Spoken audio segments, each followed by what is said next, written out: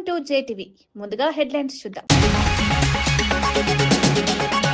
CM Chandrababu power point presentation 2025-26 తొలి అర్ధ సంవత్సరంలో 10.91% జీఎస్డీపీ వృద్ధి నమోదు. పారిశ్రామిక రంగంలో 12.05%, సేవల రంగంలో 11% వృద్ధి.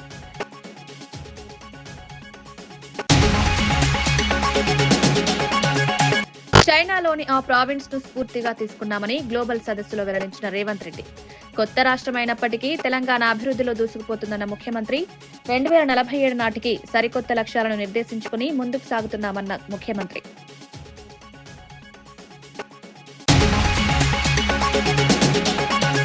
మెడికల్ కళాశాలల ప్రైవేటీకరణపై బొత్స గట్టి హెచ్చరిక. ప్రజల వైద్య హక్కులకు ప్రమాదం చేస్తున్న కూటమి ప్రభుత్వంపై బొత్స ఫైర్. పురోగతి లేక 18 నెలల కూటమిపై బొత్స తీవ్ర అసహనం. ఉపాధి, వ్యవసాయం, భద్రత ప్రతి రంగం దెబ్బతిన్నదని వైసీపీ విమర్శ.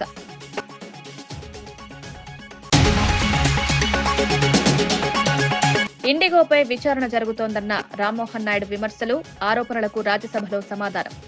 సంక్షోభానికి ముందు జరిగిన సంఘటనల క్రమాన్ని వివరించిన కేంద్ర మంత్రి.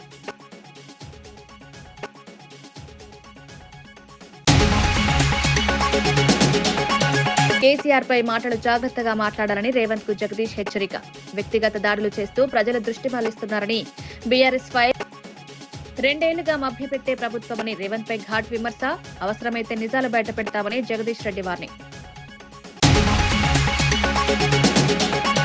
తెలంగాణను 2034 నాటికి $1 ట్రిలియన్ ఎకనామీగా, 2047 నాటికి $3 ట్రిలియన్ ఎకనామీగా తీర్చిదిద్దాలన్నదే ప్రభుత్వ లక్ష్యమని ముఖ్యమంత్రి రేవంత్ రెడ్డి తెలిపారు. ఈ లక్ష్యాలను సాధించేందుకు ప్రభుత్వం ఇప్పటికే సమగ్ర ప్రణాళికలు రూపొందించిందని పేర్కొన్నారు. దేశ జీడీపీలో తెలంగాణ వాటాను 10% వరకు పెంచడం తమ ప్రధాన లక్ష్యమని, ఇందుకోసం పారిశ్రామిక, ఐటీ, సేవా రంగాల్లో భారీ పెట్టుబడులను ఆకర్షించే చర్యలు చేపడుతున్నట్టు వివరించారు. రాష్ట్రంలో ఉన్న అపారమైన అవకాశాలు, అనుకూల వాతావరణం, ప్రపంచ స్థాయి మౌలిక వసతులు పెట్టుబడిదారులకు అత్యుత్తమ గమ్యస్థానంగా తెలంగాణను నిలబెడతాయని చెప్పారు. పారిశ్రామికవేత్తలు తమ పెట్టుబడులకు తెలంగాణను ఎంచుకోవాలని, ప్రభుత్వం అన్ని రంగాల పెట్టుబడిదారులకు పూర్తి భరోసా, అవరోధరహిత అనుమతులు, పారదర్శక విధానాలు అందించేందుకు కట్టుబడి ఉందని సీఎం స్పష్టం చేశారు. తెలంగాణ భవిష్యత్తు బలంగా, స్థిరంగా ఉండేందుకు ఈ లక్ష్యాలు కీలక మలుపు కానున్నాయని పేర్కొన్నారు. To debate the future of India. They drafted a new constitution and decided India would become a sovereign, democratic republic, socialist and secular in nature. Today, when we want to lay a roadmap for our future, we take inspiration from Mahatma Gandhi and Dr. B.R. Ambedkar. We are inspired by constitution makers. Our people fought for decades for a separate state of Telangana. In 2014, under the leadership of Srimati Sonia Gandhi and Prime Minister of Dr. Manmohan Singh, we achieved our dreams. Telangana became India's youngest state. After 10 years, we are now trying to become India's most developed state and one of the best in the world. Following the Indian model of constitution making, we decided to deliberate upon our future. We asked experts to tell us what we can achieve by 2047, when India will celebrate its 100 years of independence. This is how the dream of Telangana Rising 2047 was born. In our Telangana culture, విద్య, వైద్యం ప్రభుత్వ ఆధీనంలోనే నడవాలని, కానీ కూటమి ప్రభుత్వం ఆ వ్యవస్థను పూర్తిగా మార్చేసిందని వైఎస్ఆర్సీపీ నేత ఎమ్మెల్సీ బొత్స సత్యనారాయణ తీవ్ర ఆందోళన వ్యక్తం చేశారు. కోనసీమ జిల్లా కొత్తపేటలో మీడియాతో మాట్లాడిన బొత్స, మెడికల్ కళాశాలల ప్రైవేటీకరణపై పెద్ద కుట్ర జరుగుతోందని, ప్రజల వైద్య హక్కులను ప్రభుత్వం ప్రమాదంలోకి నెట్టిందని విమర్శించారు. ప్రైవేట్ కాంట్రాక్టర్లకు, తమ అనుచరులకు మెడికల్ కళాశాలలు అప్పగించే ప్రయత్నం జరుగుతోందని, దీన్ని అడ్డుకునేందుకు కోటి సంతకాల ఉద్యమం ప్రారంభించినట్లు తెలిపారు. గత 18 నెలల్లో ఏ రంగంలోనూ పురోగతి లేకపోవడంపై బొత్స తీవ్ర అసహనం వ్యక్తం చేశారు.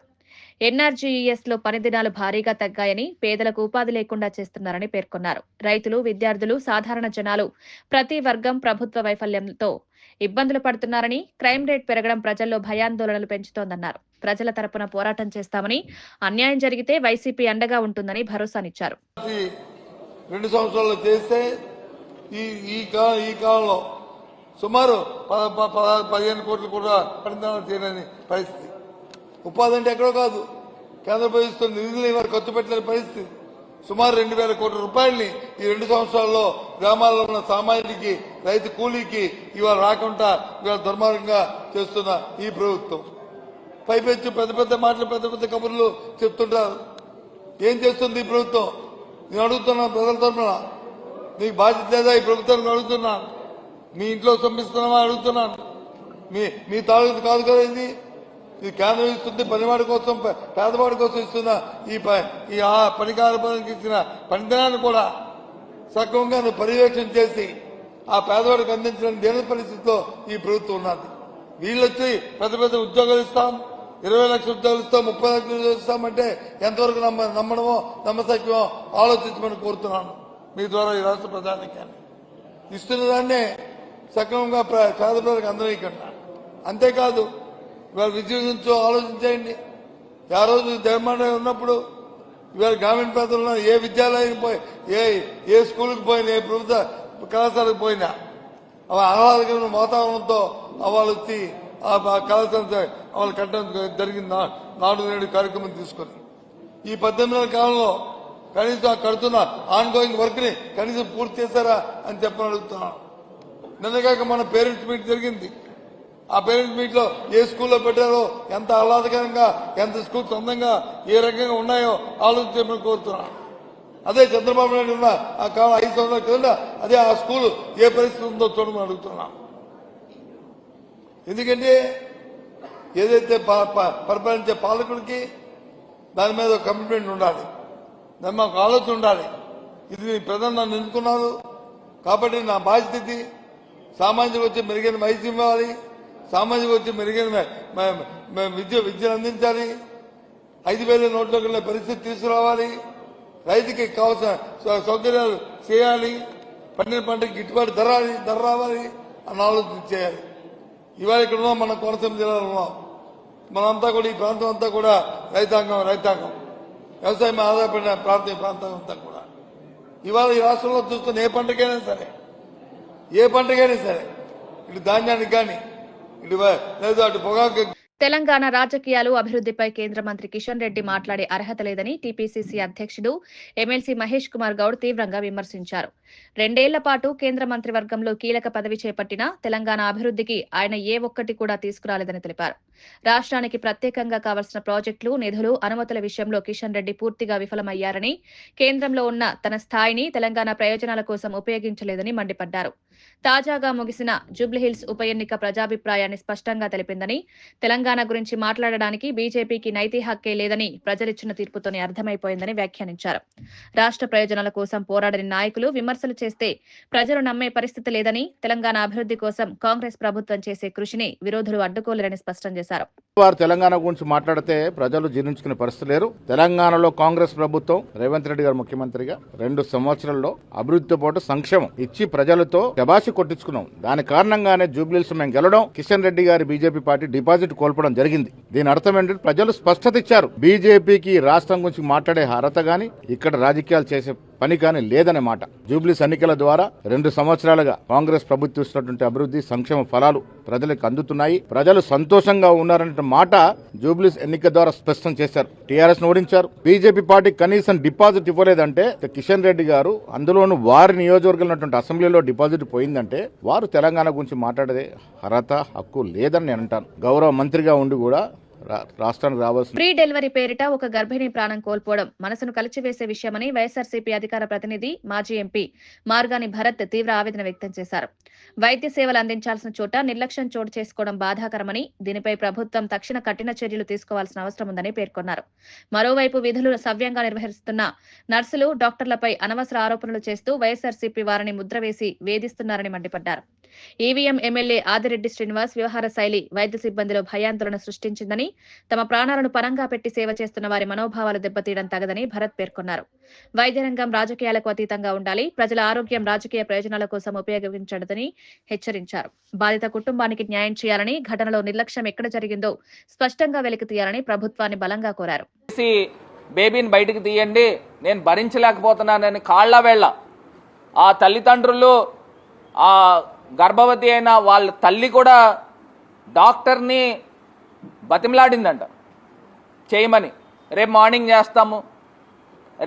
చేస్తాము, మీకు బ్లడ్ లేదు, బ్లడ్ తెచ్చుకోండి అని పంపించి, ఇంకొక బాధాకరమైన వర్డింగ్ ఏంటంటే ఈనాడు పేపర్లో కూడా వచ్చింది, ఓ పెద్ద డాక్టరే చనిపోతే దిక్కులేదు, ఇంక మీరేంటి అన్న మాటలు ఒక డాక్టర్ మాట్లాడారంట. ఆమె తల్లి చెప్తా ఉన్నారు. అంటే ఆ నొప్పులు భరించలేక మిడ్-నైట్ 2:30కి ఆపరేట్ చేశారంట. వాళ్ళు ముందరి నుంచి చెప్తా ఉన్నారు, సి సెక్షన్ ఆపరేషన్ చేయండి, భరించలేకపోతున్నారని ఆ అమ్మాయి చెప్తా ఉంది, వాళ్ళ పేరెంట్స్ చెప్తా ఉన్నారు. కానీ ఫ్రీ డెలివరీ చేయాలనే ఉద్దేశం మరి ఏంటో మరి. ఇప్పుడు నేను వాళ్ళందరినీ కూడా వెంట పెట్టుకుని గవర్నమెంట్ హాస్పిటల్కి వెళ్తాం. అసలు ఇన్సిడెంట్ ఏం జరిగింది, మీరు తీసుకున్న యాక్షన్ ఏంటి, మీరు చేసిన ట్రీట్మెంట్ ఏంటి, ఇలాగా మీకు ప్రజల ప్రాణాలంటే లెక్కలేదా? ప్రజల ప్రాణాలంటే లెక్కలేదా? మీరు చెప్పే ఒక డాక్టర్ చెప్పిన మాట అంట, మరి ఆ తల్లి చెప్తా ఉన్నారు. ఏమని చెప్తున్నారని అంటే, ఓ పెద్ద డాక్టరే చనిపోయింది ఇలాగ కేసులో, ఇంక మీరేంటి అన్నట్టు మాట్లాడిందంట. ఎంత దారుణం అండి. ఇవాళ ఆరోగ్యశ్రీయా పూర్తి స్థాయి పనిచేయట్లా, గవర్నమెంట్ హాస్పిటల్ స్టాండర్డ్సే లేవు, డాక్టర్స్ మరి ఏ స్థాయిలో ఉన్నారో తెలీదు. తెలంగాణ రాష్ట్రంతో సోనియా గాంధీకి ఉన్న ప్రత్యేక అనుబంధాన్ని TPCC general secretary doctor Charan Kaushik Yadav స్మరించుకున్నారు. ప్రత్యేక తెలంగాణ కోసం ప్రజలు పోరాడిన సమయంలో సోనియా గాంధీ ఇచ్చిన హామీని నిలబెట్టుకుని చరిత్రలో చిరస్థాయిగా నిలిచారని తెలిపారు. ఆమె నిర్ణయంతో ఏర్పడిన రాష్ట్రం ఇప్పుడు అభివృద్ధి పదంలో సుస్థిరంగా ముందుకు సాగుతోందని పేర్కొన్నారు. ప్రస్తుతం సీఎం రేవంత్ రెడ్డి నాయకత్వంలో తెలంగాణను 3 ట్రిలియన్ ఆర్థిక వ్యవస్థగా తీర్చిదిద్దే విజన్ 2047 లక్ష్యంతో ప్రభుత్వం పనిచేస్తోందని చరణ్ కౌశిక్ వివరించారు. ఈ నేపథ్యంలో నేడు రేపు జరుగుతున్న గ్లోబల్ సమ్మిట్ తెలంగాణ భవిష్యత్ దిశను నిర్దేశించే పునాదిగా నిలుస్తుందన్నారు. సోనియా గాంధీ జన్మదినాన్ని పురస్కరించుకుని రాష్ట్ర ప్రజలందరి తరపున హృదయపూర్వక శుభాకాంక్షలు తెలియజేసినట్టు తెలిపారు. తెలంగాణ అభివృద్ధికి ఆమె అందించిన తోడ్పాటు ఎప్పటికీ మరవలేనిదని, ఈ రాష్ట్ర ప్రజల హృదయాల్లో ఆమెకు ప్రత్యేక స్థానం ఉందని పేర్కొన్నారు. నామరూపాలు లేకుండా పోతుందని తెలిసి కూడా శ్రీమతి సోనియా గాంధీ గారు తెలంగాణ రాష్ట్ర ప్రజలకు ఇచ్చిన హామీ నెరవేర్చింది సోనియా గాంధీ గారు. అదే కాకుండా తెలంగాణ ఏ లక్ష్యాల కోసం తెలంగాణ రాష్ట్రం ఏర్పాటు చేసుకున్నామో, నీళ్లు నిధులు నియామకాలు 2014 నుంచి 23 వరకు నీళ్లు నిధులు నియామకాలు విషయంలో తెలంగాణకు తీవ్ర అన్యాయం జరిగింది. కేసీఆర్ గారు ఇటు ఉద్యోగాలు ఇవ్వలేకపోయాడు, 11 పేపర్ లీక్ చేసిండు. అదే కాకుండా నిధుల విషయంలో తెలంగాణ 7 లక్షల కోట్ల రూపాయల అప్పు, 1,20,000 కోట్ల రూపాయల కాంట్రాక్ట్ బిల్లు చెల్లించకపోయాడు. అదే కాకుండా నీళ్లు నిధులు నియామకాల విషయంలో, అదే కాకుండా నియామకాల విషయంలో కూడా 13 పేపర్ లీక్ అయినాయి. తెలంగాణ రాష్ట్రంలో పరిస్థితి నిరుద్యోగులకు సంబంధించి ఆత్మహత్యలు చేసుకున్న పరిస్థితి మనం చూసినాం. అదే కాకుండా నీళ్ల విషయంలో కృష్ణా జిల్లాలో అన్యాయం జరిగింది, గోదావరి జిల్లాలో అన్యాయం జరిగింది. కానీ తెలంగాణ రాష్ట్రంలో కాంగ్రెస్ పార్టీ డిసెంబర్ 3వ తారీఖు నాడు తెలంగాణ రాష్ట్రంలో 23లో అధికారంలోకి వచ్చిన తర్వాత తెలంగాణ రాష్ట్రంలో ఏదైతే నీళ్లు నిధులు నియామకాల అస్తిత్వం ప్రజాస్వామ్యం కోసం ఈ 5 లక్ష్యాలతో ముందుకు పోతూ తెలంగాణ రాష్ట్రంలో కాంగ్రెస్ పార్టీ అస్తిత్వం విషయంలో టీఎస్ ప్లేస్ లో టీజీ తీసుకురావడం, అందశ్రీ గారి గీతాన్ని తెలంగాణ గీతంగా ప్రకటించుకోవడం, గద్దర్ గారి వర్ధంతి జయంతి నిర్వహించడం, నంద్యాబాద్లు ఇవ్వడం, అదే కాకుండా అస్తిత్వాన్ని నెరవేర్చే ప్రయత్నం కాంగ్రెస్ పార్టీ. ప్రజాస్వామ్యం అంటే ఇందిరాపార్క్ దగ్గర ధర్నా చౌక్ ప్రారంభించడం, ప్రగతి భవన్ ఆనాడు ఎవరికి ప్రవేశం లేదు, ప్రగతి భవన్ ప్లేస్ లో పూలే ప్రజాభవన్ నామకరణం చేసి అక్కడ ప్రజావాణి ప్రతి మంగళవారం శుక్రవారం జరుగుతా ఉంది. అదే కాకుండా నియామకాల విషయంలో ఇప్పటికే 60,000 ఉద్యోగాలు నింపడం.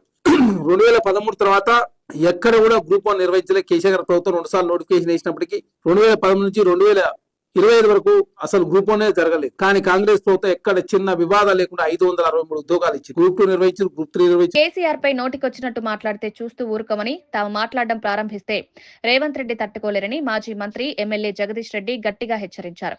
రేవంత్ నాయకత్వంలో ప్రభుత్వమే 2 ఏళ్లుగా రాష్ట్ర ప్రజలను మభ్యపెడుతుందని, బీఆర్ఎస్ పై అనవసర ఆరోపణలు చేస్తూ దృష్టి మళ్లించే ప్రయత్నం చేస్తున్నారని మండిపడ్డారు.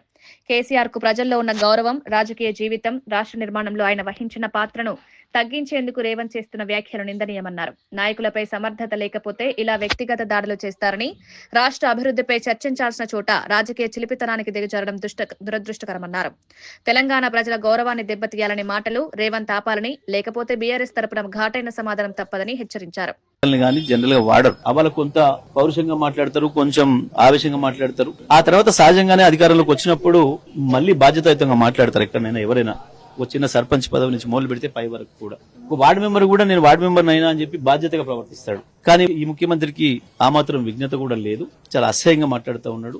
రోజు రోజు పెరిగిపోతుంది. బహుశా ఈ మధ్య కాలంలో ఒక 2-3 నెలల క్రితం కొద్దిగా మారిండు ముఖ్యమంత్రి అని చెప్పి కొంతమంది చర్చించుకుంటుంటే నేను విన్నా. కొద్దిగా భాష మార్చుకుంటున్నాడు అని చెప్పేసి అనే విషయాన్ని విన్నా గానీ మరి నిన్న మొన్న మళ్ళీ తిరిగి మొదలైంది అంటే బహుశా ఆయనలో హిల్ట్ పాలసీ ద్వారా తన ఏదైతే లక్షల కోట్లు ప్రజాధనాన్ని కొట్టేయాలని చూసిండో, తన కుటుంబ సభ్యులు తన బంధుమిత్రులకు అపరంగా కట్టబెట్టాలని చూసిండో, ఆ విషయంలో బీఆర్ఎస్ పార్టీ తనదైన పాత్ర పోషించి కేటీఆర్ గారు పెద్ద ఎత్తున దానిపైన ఉద్యమాన్ని ప్రారంభించిన తర్వాత నేను చేయదలుచుకున్న దొంగతనాన్ని అడ్డుకున్నాడన్న ఆక్రోశం కనబడుతుంది. బహుశా దాని వల్లనే మనిషి కొంత కింద మీద అవుతున్నాడు. బహుశా దాని ప్రభావం అనుకుంటున్నా. ఆ ఆక్రోశం నుంచి వచ్చేవే ఈ బూతులని నేను అనుకుంటా ఉన్నా. లేకపోతే కేసీఆర్ గారి గురించి ఆయన మాట్లాడుతున్న మాటలు, నేను దేవరకొండలో ఆయన చేసిన ప్రసంగం చూస్తే నాకు మొదట ఫోన్ చేసింది కాంగ్రెస్ పార్టీ కార్యకర్తలే నాకు ఫోన్ చేసిరు ఆ ప్రాంతం నుంచి. సార్ ఏం సార్ ఈయన ఇట్లా మాట్లాడుతున్నాడు, ఇంత అసహ్యంగా మాట్లాడుతున్నాడు, ఈయన ఏం చెప్పిండు, మాకు కొత్తగా ఏం చెప్పలే, నల్గొండ జిల్లాకి ఏమి వేయలే, దూరకొండకి ఏమి వేయలే కొత్తగా, కానీ మళ్ళీ గదే బూతులు రోత మాటలు మాట్లాడిపోయినారు. మేము మా ముఖ్యమంత్రిని చెప్పుకోవడానికే సిగ్గుపడుతున్నామని చెప్పి కాంగ్రెస్ పార్టీ నాయకులే కొంతమంది నాకు ఫోన్ చేశారు ఆ ప్రాంతం నుంచి. గంత అసహ్యంగా తయారైంది ఆయన ప్రవర్తన. 32 లక్షల జనాభా ఉన్న మల్కాజ్గిరి వంటి పెద్ద నియోజకవర్గంలో కనీసం 100 పడకల ప్రభుత్వ ఆసుపత్రి కూడా లేకపోవడం దారుణమని తెలంగాణ జాగృతి అధ్యక్షురాలు కవిత తీవ్ర అసంతృప్తి వ్యక్తం చేశారు. సాధారణ కుటుంబాలు, పేద ప్రజలు తగిన వైద్య సేవలకు నోచుకోలేని పరిస్థితి ఏర్పడిందన్నారు. పబ్లిక్ హెల్త్ రంగం బలహీనపడడంతో ప్రాంతం మొత్తం ప్రైవేట్ మెడికల్ కాలేజీలు, ప్రైవేట్ ఆసుపత్రుల ఆధీనంలోకి వెళ్లిపోయిందని, చికిత్సలు ప్రజలకు భారమవుతున్నాయని కవిత పేర్కొన్నారు. మల్కాజ్గిరి వంటి విస్తారమైన ప్రాంతానికి అత్యాధునిక సౌకర్యాలతో కూడిన ప్రభుత్వ ఆసుపత్రి అత్యవసరమని గుర్తు చేశారు. ప్రజలు ఇబ్బందులు పడుతున్నా ప్రభుత్వం స్పందించకపోవడం విచారకరమని, ఆరోగ్య హక్కు ప్రతి పౌరుడి మౌలిక హక్కని, దీనిపై ప్రత్యేక దృష్టి పెట్టాల్సిన అవసరం ఉందని హెచ్చరించారు. రాబోయే రోజుల్లో ప్రజలతో కలిసి ఈ సమస్యపై పెద్ద ఎత్తున ఉద్యమం చేయడానికైనా వెనకాడబోమని కవిత స్పష్టం చేశారు.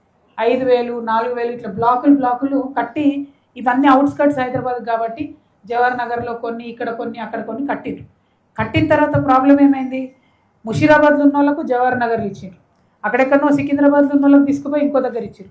సో అన్ని ఎక్కడెక్కడ వాళ్ళనో తీసుకొచ్చి ఇక్కడ అవుట్స్కట్స్లో ఇస్తే వాళ్ళు ఎవరు కూడా ఇళ్లలో ఉండలేరు. ఉండకపోయేసరికి అధికారులు ఏం చేస్తున్నారు, మీరు ఇళ్లలో ఎందుకు ఉంటలేరు, మీ ఇల్లు క్యాన్సిల్ చేస్తామని రోజు పొద్దున్న లేస్తే నోటీసులు ఇవ్వడం. అన్నిటికన్నా దారుణం మేము నోటీస్ చేసింది ఏంటంటే, ఏదైతే డిగ్నిటీ హౌసింగ్ అంటామో డబుల్ బెడ్రూమ్ హౌసెస్ జవహర్ నగర్లో ఒక 5,000 ఇండ్లు కట్టిరు, దాదాపు 4,600 యూనిట్లు. ఎంత ఘోరం అంటే మురికి కూపంలోంచి పేదవాళ్ళని తీసి చెత్తగుట్ట పక్కన వేసేసారు అన్నట్టు. డంపింగ్ యార్డు పెద్ద గుట్టలు, 4-5 గుట్టలు ఉన్నాయి, దాని పక్కనే 4,600 డబుల్ బెడ్రూమ్ ఇండ్లు కట్టిరు. ఓకే సరే, ఏదో ఒకటి పేదవాళ్ళు లేని వాళ్ళు తీసుకున్నాక ఇప్పుడు ఏమైందంటే అదే ఫ్లాట్స్ పక్కకు ఎస్టీపీ అని కట్టిరు. ఎస్టీపీ కట్టి మున్సిపల్ వాళ్ళు ఏమంటారు, ఈ ఎస్టీపీ మీరే మెయింటైన్ చేయాలంటారు. అరే కూటికి దిక్కు లేదు, డబుల్ బెడ్రూమ్ ఇచ్చిందే గవర్నమెంట్, మళ్ళా నెలకి 20 లక్షల రూపాయలు మెయింటెనెన్స్ వీళ్ళు కట్టాలంట. ఏడికెళ్ళి కడతారు? కట్టమంటే రెసిడెంట్ వెల్ఫేర్ అసోసియేషన్ చట్టం ఉంది, మీరు అర్జెంటుగా ఎన్నికలు పెట్టుకోవాలి, మీరు రెసిడెన్స్ వెల్ఫేర్స్ మీరు అసోసియేషన్ ఏర్పడాలి, దాని నుంచి మీరు అన్ని చేయాలంటారు.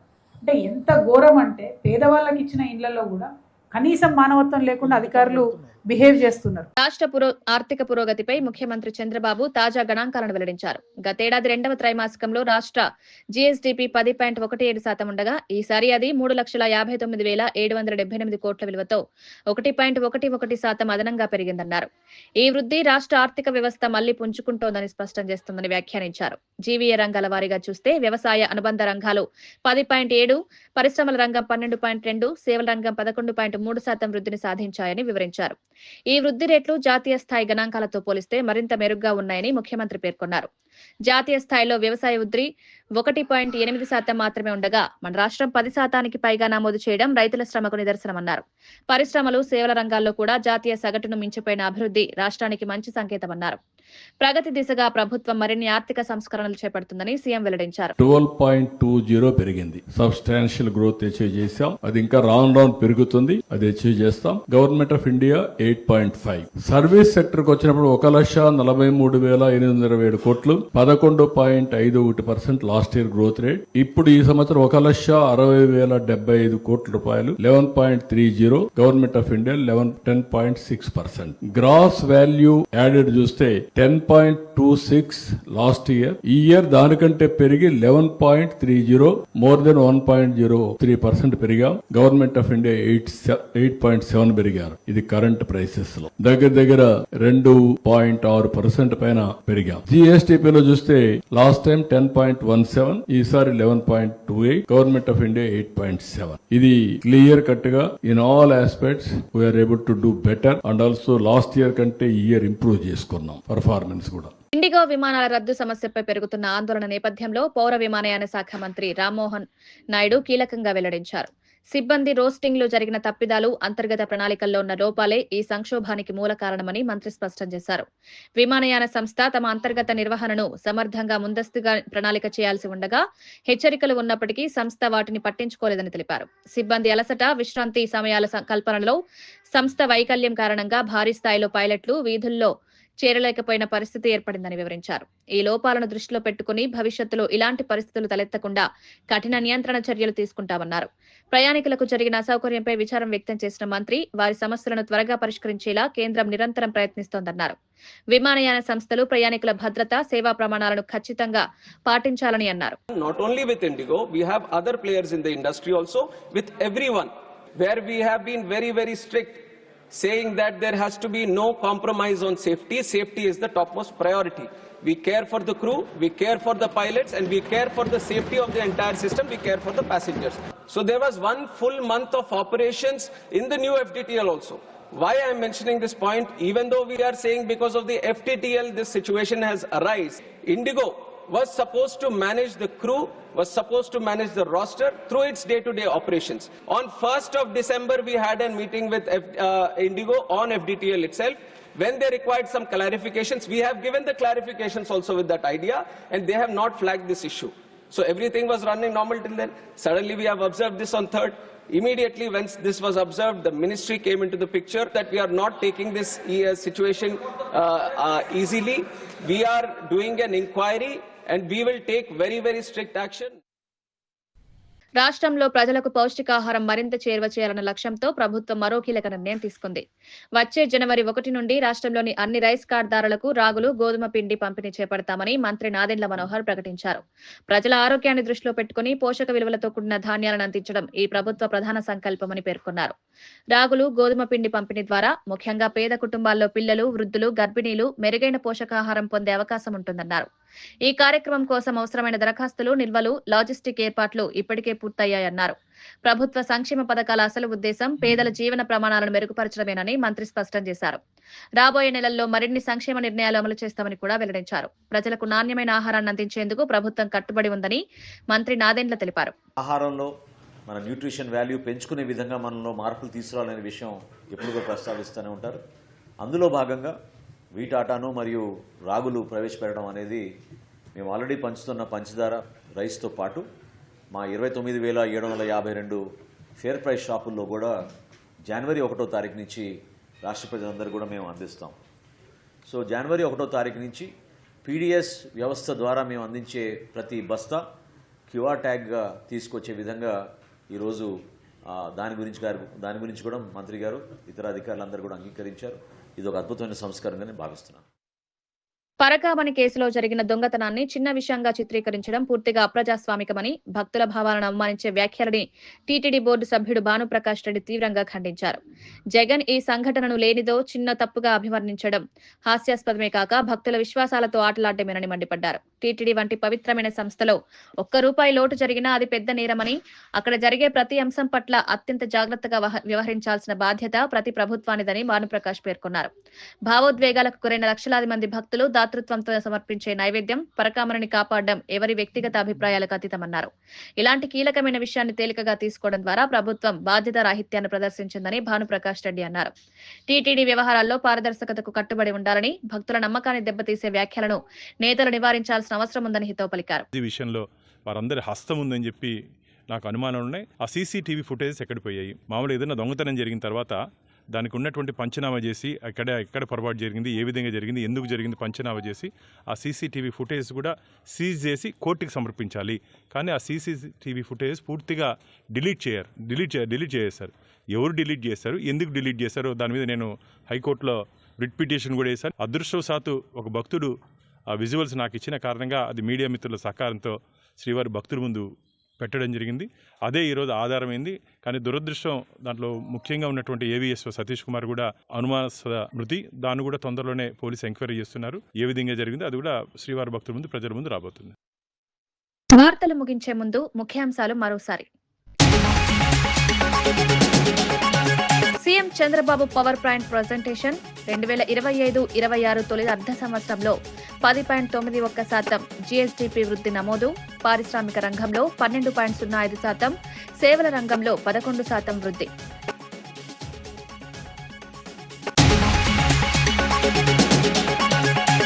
చైనాలోని ఆ ప్రావిన్స్ ను స్ఫూర్తిగా తీసుకున్నామని గ్లోబల్ సదస్సులో వెల్లడించిన రేవంత్ రెడ్డి.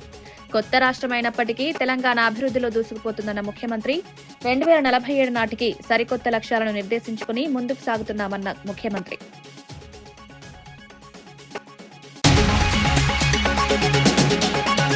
మెడికల్ కళాశాలల ప్రైవేటీకరణపై బొత్స గట్టి హెచ్చరిక. ప్రజల వైద్య హక్కులకు ప్రమాదం చేస్తున్న కూటమి ప్రభుత్వంపై బొత్స ఫైర్. పురోగతి లేక 18 నెలల కూటమిపై బొత్స తీవ్ర అసహనం. ఉపాధి, వ్యవసాయం, భద్రత ప్రతి రంగం దెబ్బతిన్నదని వైసీపీ విమర్శ.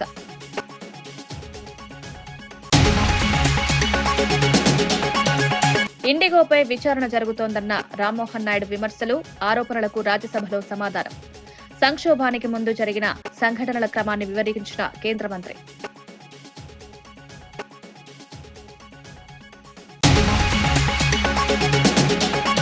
కేసీఆర్ పై మాటలు జాగ్రత్తగా మాట్లాడాలని రేవంత్ కు జగదీష్ హెచ్చరిక.